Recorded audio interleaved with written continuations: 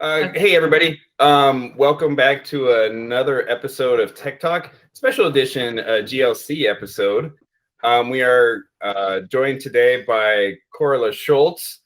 Corolar, if you could go ahead and take a second and introduce yourself, tell us a little about yourself and how you ended up at Walnut High School. Sure. I'm Corolar Schultz. Like you said, I'm a grade level coordinator here at Walnut High School. I went to college in Texas.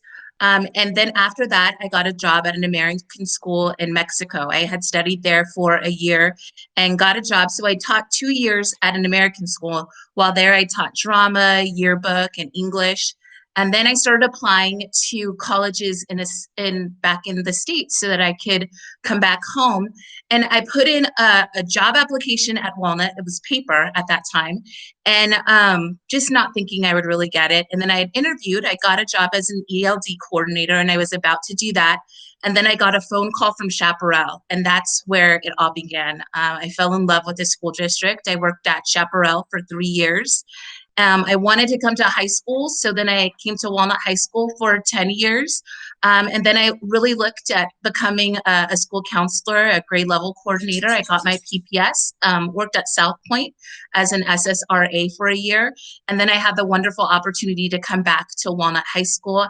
I worked with ADP for 2 years, and then I became a ninth grade grade level coordinator with Ken McDill. And now I'm in 11th grade and working with them. Well, that's awesome. Well, we appreciate having you at Walnut High School back. You know, we always like, teachers leave. It's like, oh, we wish they would come back. So we're glad to have you back. So let's talk about COVID. Last March, we got that sort of Friday where we all got locked down and told we're not coming back for a few weeks. It just kept going on. Now, people might not know what a GLC does in terms of communication with students and calling kids in, making sure they're staying on track with their grades and everything. What was that like for a GLC? Especially you had sophomores last year, and that's the first sort of big year. What was that Yes. like for you?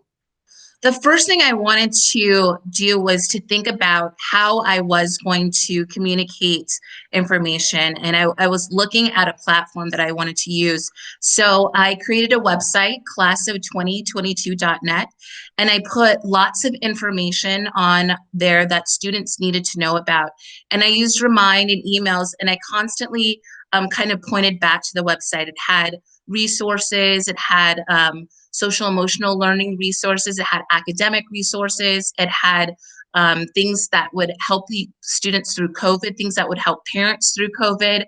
So I just tried to organize it in a way where I could kind of lead students to that website. They could even make appointments with me or my partner, Mr. McDill, through that website so that we could have a communication platform. Now that I think back of it, I wish I would have just created a Google Classroom because that would have been the easiest way to go.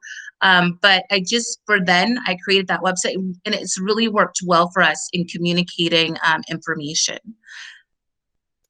Can you talk about Remind? I know I think it was last year where Remind sort of put in that limit. How have you guys gotten around that? I know some of the GLCs were just having like 10 English classes divided by English classes. Some people like maxed out each list. How do you use Remind now with the limits? We do it the same way. I figured we do it through English classes, and that's what I had talked to the GLCs because we were frantic when Remind kind of didn't let us have as many students as before. So we did divide it into English classes, and we used that same system because we just didn't want to change too much. But it is posted on the website. So it's still by sophomore English teacher. I think once we get our incoming freshmen, we'll just do it alphabetically and then we'll divide it that way. I think that will be a little bit of a better way to organize it. We use that all the time as well, just sending information out to Remind. So you finished the school year off, we all survived, and we realized probably very quickly we weren't coming back in August. Have you added anything to the website? Have you sort of built upon anything for that communication piece? I did. I put a lot of, because many of my students are struggling with focus because now they're feeling a little bit isolated and they're struggling with focus. So I looked up a lot of educational resources that could help them, and I put that on there. I put in a checklist for 11th graders so they can kind of keep up with the things that they still need to get done. And one of the things that I put on the website that I really like are social emotional resources, and they're just small videos that are helpful in helping them just develop as people. Some of them are, one is on mindset, growth mindset. So even if you fail, you can be successful. I have one I really like. It's called Quiet by Susan Cain, and they're all book reviews that psychologists do. The top 10 that they say are helpful for high schoolers. One is about being introverted, but at the same time speaking up for yourself. One is on self-advocacy. How do you talk to a teacher when you need help and when you're struggling? Just everything I think or I hear a student struggling, I put in there. I just did one on for parents talking about Google Classroom and Aries, and then I connected your emails and your videos. You did 4 resource videos, so I pointed them to that direction. So I do those things just to help them along the way. I know I can't be there in person, but what I really want to communicate to my students is that they're not alone, and we're going to walk with you through this process, and we'll get there together, and they're not going to have to do anything without that support. Before we hit more on the SEL, I've seen your videos. I'll link your YouTube channel below. You've done a lot of good videos. Ryan does a good job of promoting those as well. I have had teachers ask, because you have the cool videos that sort of do the animations while you're talking. Is there a program you're using for that that allows you to do that? Yes, I have a couple of programs that I use. So I use Doodly, which is easiest for me to use. And then for the voiceover, sometimes I do them, but it takes me a long time because I mess up and then I have to do it again. So I have 2 apps that help me with my voiceovers. It's called Speechalo and Talkia. And then sometimes a friend of mine, her name is Vanessa, she'll do my voiceover. She's so good and passionate. And I think that gets the voice across, the point across. And I do that because sometimes the message can come from somebody else and be even more powerful because I hear it coming from another person other than me. Yeah. As teachers are watching your videos, and like I said, I've heard this before, they feel intimidated that they can't do something like that. Can you just reassure people it's not the most difficult process in the world? Or you talk about the process like from start to finish, what it looks like? Yes. And I will say that I am not a techie person. This has been a whole year of overcoming things. Just Google Meet and learning Google Classroom and everything seemed like a huge mountain but for me. But Doodly, if I can do it, I think anybody can. They give you a set pictures that you can use, and you literally just take it and you put it onto the screen, and then you decide how much time you want it to take. So the way that I started off is I'll start off with a script, and then I'll have it ready. Either I'll read it, or I'll have an app read it, or somebody is going to read it, or Ken will read, Mr. McDill will read it. And then once I put the script, I can download it onto the website. Then I start building the animation around the script, and they already have the animation there for you. It's not like I'm drawing it. I just pull it on the screen, the pictures that I feel fit, and then I listen to it. And then once I put the pictures I want, then there's a whole list of music that you can use. They even title it uplifting, dramatic, or emotionally intense, or happy. So I put the video on there, and then you just listen to it, and you can change how long each animation lasts on the side corner. It's so easy, and there's Doodly groups, there's Doodly tutorials that come with Doodly. It's a lifetime you can buy it if you want to. It's $67, and it's a lifetime membership, so you don't have to renew it every year. All right. So teachers, see, it's not difficult. You guys could do those types of videos too. I appreciate that. I like watching them. I think they're really cool to watch, and they're more engaging, I think. Going back to SEL, what besides the videos, what else are we doing, or you and Mr. McDill, or some of the other GLCs that you know of that are doing to sort of tap into that SEL right now? Because kids are alone right now, and how are we helping them out right now? I well with Mr. McDill, we use the SEL. We send out messages via Remind. We send out. I put a lot of things on our website, and other GLCs I know use Remind a lot more, so that students can make appointments with them on Google. We have Google Chat, which I think is really awesome, where students can just reach out immediately if they have a question. And I've noticed that more students are using Google Chat than before. I mean, I wake up and I have tons of Google Chat messages, and I know it's the same for all GLCs. So we each have a way to connect with students and then to give them an opportunity to make an appointment and connect with us if they want to, whether it's Google Chat, SEL, or Google Meets. Nice. What if you could see sort of a pattern? Is there a pattern of what these kids are all feeling? Because some kids, if a kid's watching this, or maybe a parent's watching this right now and they're thinking, is my kid feeling something different? Do you see a pattern sort of emerging from the students that are reaching out to you, or can you talk about that? Yes, the students I see that are struggling the most are students that are very quiet, used to just being able to do things on their own, and suddenly they're hit with a situation where they can't do it on their own. They're struggling and they really don't know how to reach out. I see that more and more. It's usually the students that have been successful, that have been okay. They've never had to reach out before.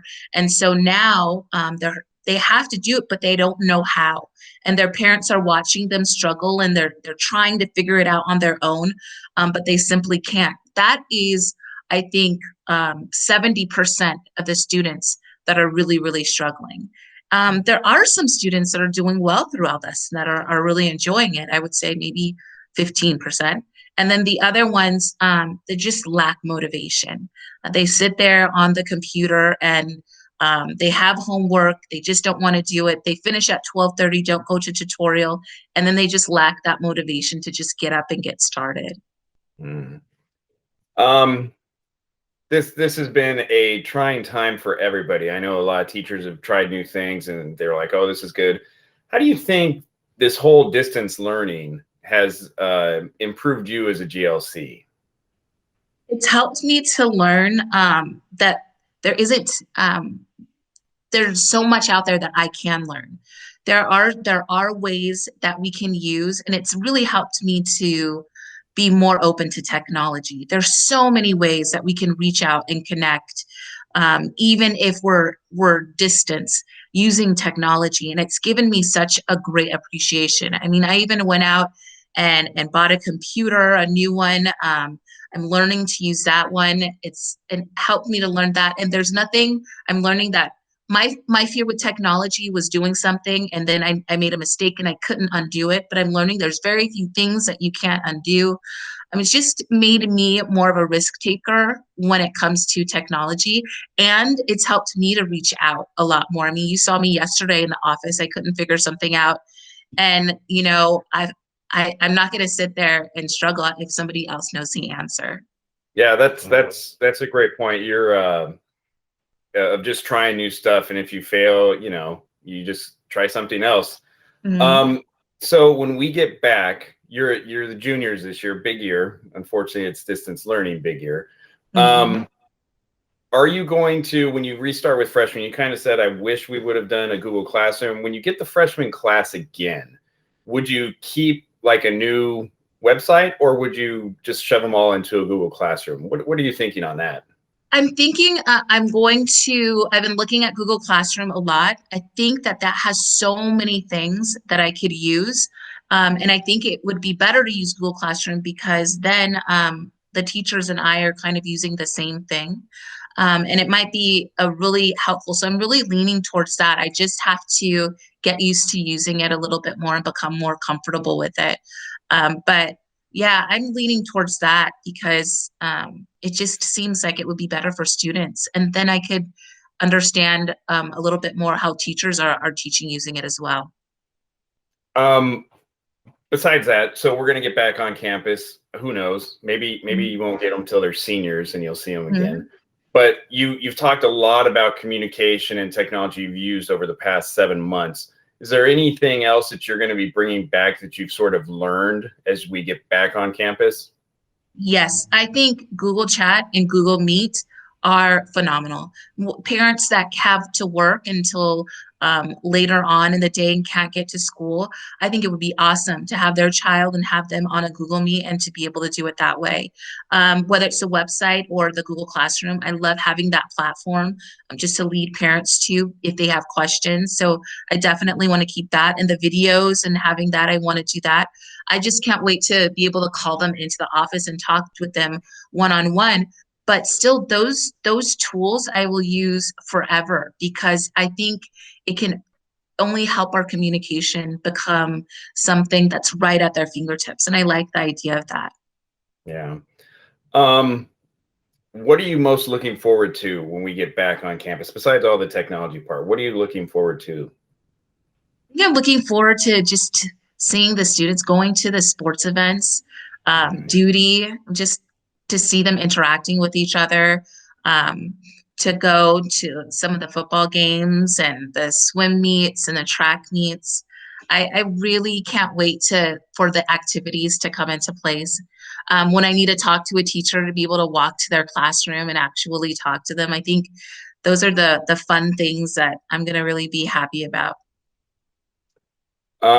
Yeah, the activities, we're currently putting together the virtual tour, and I was given a video of Andy doing the sort of punching thing in the basketball stands, and I'm just like, oh, I miss that, and I can't wait for that to come back too. Yeah. Okay, so we're gonna get you out here on sort of a getting to know you question, and this is Right. either one part, or depending on how you want to look at it. Okay. We can't travel right now, so sorry. But it is a travel question. If you could go anywhere in the world, like where's the one place you want to go? And if you've already been there, if you could share what it was and what it was like. Hawaii. Definitely Hawaii. We go every year during the summer, during the spring break. We usually go even sometimes during Christmas. And so we've had our Hawaii trips planned for such a long time. And every time we're supposed to go, like for Thanksgiving, we were going to go. They said, oh, no, you can't come yet. You have to do all this COVID. So we pushed it back to spring, and hopefully we'll be able to go to spring during spring break to Hawaii. That is just our place. It's so beautiful and calming. We know a lot of people there. It's a family away from family. So that is one place I want to go. Unfortunately, I've never been. Our trip was scheduled for June of last year, and it got canceled. Yeah. So we're kind of just keeping our fingers crossed that maybe we could get it in another time. Yes. That is frustrating. Well, Corla, I really appreciate you coming on. Wealth of information, especially with communication. And like I said, it's a little bit different episode to get a GLC's perspective, and we appreciate you coming on. And everybody else, thank you for watching, and we'll see you next time. Bye-bye. Bye. Thank you.